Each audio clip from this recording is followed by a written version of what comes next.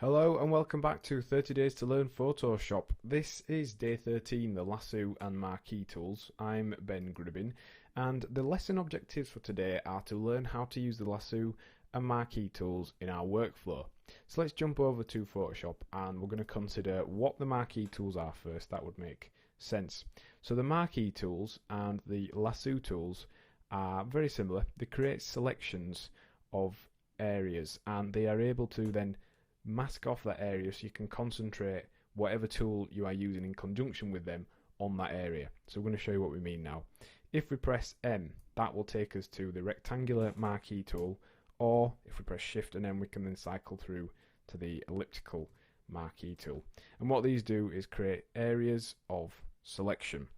Now these selection areas become a critical part of your workflow.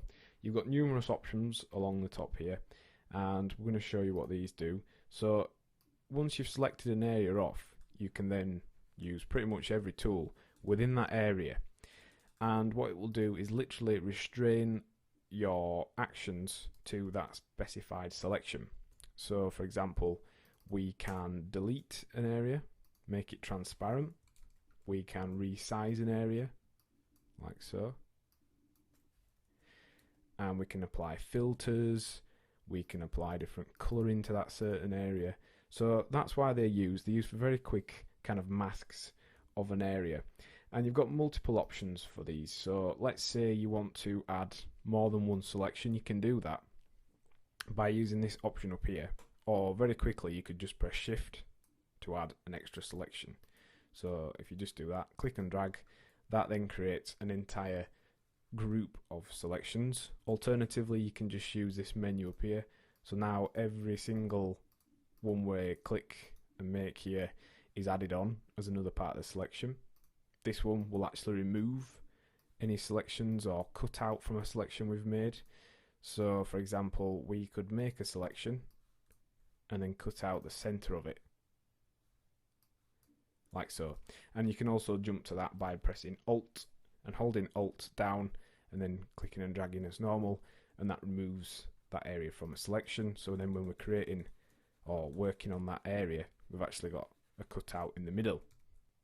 You can also feather these selections. So if we were to type into the feathering box here, like 30 pixels, that will feather the edge of our selection. You can see it's gone slightly round at the edges just to show that.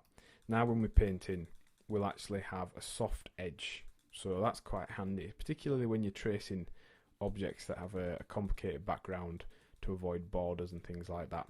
So once we've painted that in and undo that, you can see that's got a soft faded edge to it.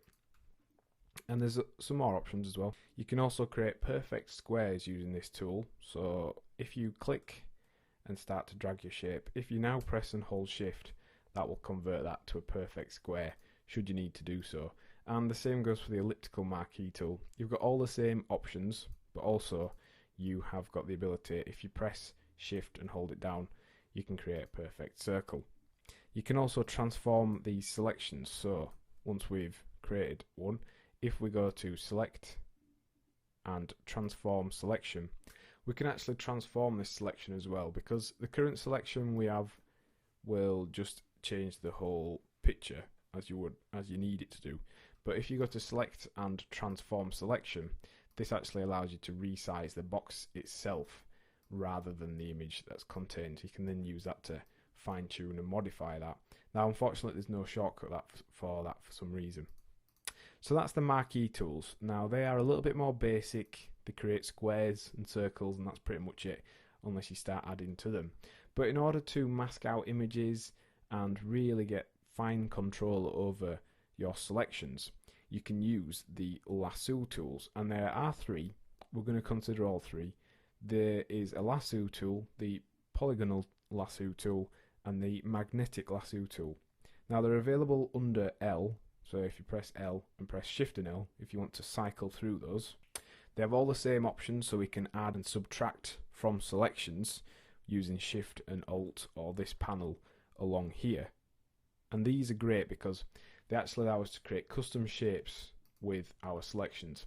So we're going to show you how you could use one to mask out this vehicle here removing the background very carefully.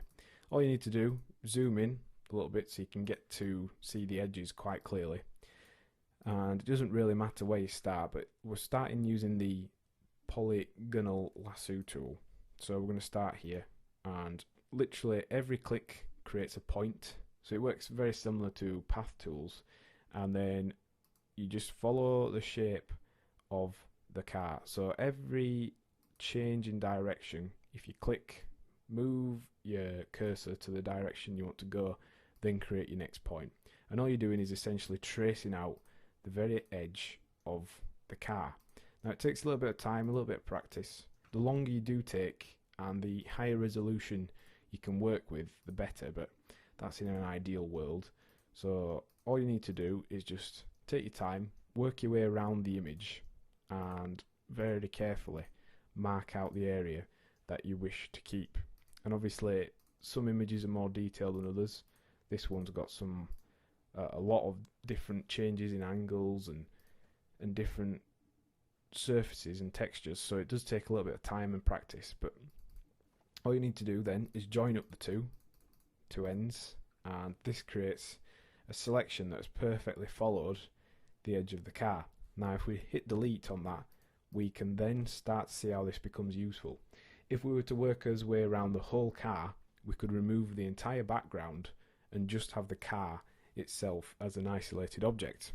So that's one way we can work with those. We could then move the car onto another background, we can better adjust it, we could rotate it so it's level, all kinds of things.